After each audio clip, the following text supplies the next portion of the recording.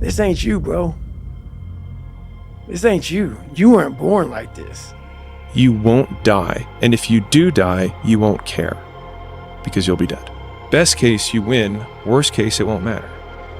There's no luck in this game, man. It may be a little bit of luck, but the luck happens after you bust your ass and you put yourself in that lucky situation. Luck doesn't happen. You put yourself in that situation where luck might fucking happen.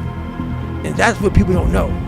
If you believe it, if you really believe that you could be something, if you have that little voice in your head saying, hey, you got talent, you could do this, then follow that voice. Fuck your motivation. Fuck your motivation. You need discipline. Cause I know every motherfucker ain't gonna do what I'm gonna do. So this is how you level up. That's how you level up. I know there's a whole bunch of people with that right there. That fires me up. That makes me fucking happy, what you just said. That brings joy to my life right there. Why? Because I know there's so many people that have the ability and just refuse to get off that couch. Why you stop? It's because you're lazy. It's because you don't mind getting bad grades in school. It doesn't bother you enough to be mediocre, to be average, to sit around and watch people do great things. You don't mind it. And so, you know, if you didn't get after it, I didn't respect you. Because I believe that, you know, where I'm at, I know that human potential is what we have. It's all we have. If you wake up in the morning and you don't want to do something, you don't care enough about yourself. And that's what you need to really research is, man, why am I not doing this for myself? Because that is the number one purpose in life, is to better oneself. Someone that looks like me, that looks like you, that acts like you, the same sexuality as you, has made it in this world, has succeeded and become successful. So if you don't make it in this world, it's your fault.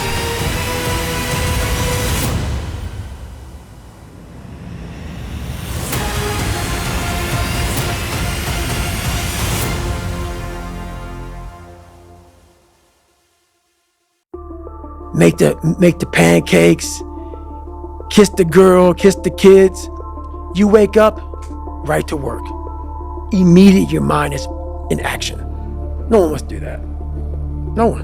And I don't blame them. But don't be mad when you're laying there in your fucking bed and you're in the fucking hospital and you're 70, 80, 90 years old and you're thinking, man, I feel like I didn't fucking do something. Because you did. You didn't do it. You didn't do shit. You may have lived a great life, man, but you're always gonna feel empty inside. I don't feel empty. So call me what you want. There's not one empty bone in my fucking body. Because I have figured out that really the magic potion, at least to my life, and it's very rewarding. You have to believe that something different can happen. The first step before anybody else in the world believes it is you have to believe it. He who says he can and he who says he can't are both usually right. Only those who risk going too far can possibly find out how far one can go. All of us will be successful in life if we don't quit. There's somebody thinking, I can't do this. Somebody else is doing it. Somebody else is doing it. There are people going and buying cars, cash, so they don't have a note. They don't have that thing over them. And you looking like, how in the world can I do that? I don't know, but they doing it. There are people who are traveling and leaving and going away for 3 months. And you like, I can't take a vacation. They taking it. Why can't you? Human like they are. Listen to me. All men are created equal. Some work harder. Some get up at 2:30 in the morning. Are you here? All of us are created equal. Some of us just grind. Some of us don't make excuses. Some of us don't surrender. Some of us don't give up and give in. What we do with the pressure is we say, I gotta take it, I gotta take it to another level. I'm telling you, you can live. And I'm not telling you something that I read in a book while I had 2 parents. Something I read in a book when my parents were upper middle class. Something I read in a book. My mama was 17 years old when she got pregnant. I had no advantages. But I woke up one day and realized all men are created equal. I don't need none. I'm my advantage. Tragedy and trials come to everybody. Only the strong survive. I know what it is to walk the floor and you don't know how you're going to make it. When people no longer believe in you and you are all you got. And you got to say to yourself, sometimes with tears in your eyes, it's possible. In spite of this, it's possible I can make it again. When life knocks you down, sometimes you have to take 2 steps backwards to go forward. It's possible. Push through. Can't nobody do what you do, like you do what you do, when you do what you do. So get your head up and regain your confidence. Don't let nobody stop you from being the best version of you. You are the one. So get your mind right, get your head up, and do what you gotta do.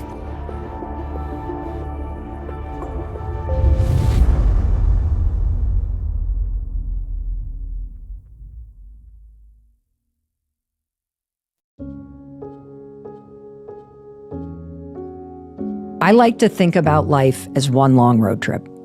Every year of your life is a mile marker on the road of life. And the thing about this road trip is it's a solo journey. You started at mile 0 and you were alone. That's how you came into this world. And wherever the road of your life leads you, when you leave this world, you're going to be alone when you leave. Yes, you'll be surrounded by family and friends, but when you actually pass over, you are on your own. And the truth is, it is a solo journey. Yes, you're going to drive parallel with some people. Yes, you're going to intersect with some people. Yep, you're going to travel in packs, but you are driving alone. And look, I'm not telling you this to make you feel isolated or unsupported. That's the last thing that I want you to feel. The reason why I'm telling you this is because I want you to understand the power that you have to make these dreams part of your day-to-day life as you pursue them. I mean, maybe you've been so worried about what everybody else is going to think, and that's what's kept you from starting your YouTube channel or writing that screenplay or making a career change. I'm here to tell you, no one gives a about what you do. You want to know why? Because everybody else is driving their own car on their own solo journey, and they're busy trying to figure out their own life. When you realize that the only person who is truly judging you right now is you. When you embrace that you're the one in your way, it can spark a fire in your gut. Yes, it sucks that my friend has been telling herself for 20 years that she's not a real writer, that she's not a respected writer, that it's not that interesting. Yeah, that sucks to wake up and realize that you're the one that's been dragging yourself down. But you want to know what sucks more? Spending another 20 years never writing it. So step 1, you have to acknowledge the thing that's on your list and that's in your heart. And then step 2 is take responsibility for doing whatever you can, however you're capable, in whatever big or small way to move toward it. Get serious about looking ahead instead of looking back. Looking out the window in front of you at the road ahead and where you want to go. You can inch your way day by day, week by week, month by month, year by year, to creating a whole new life for yourself.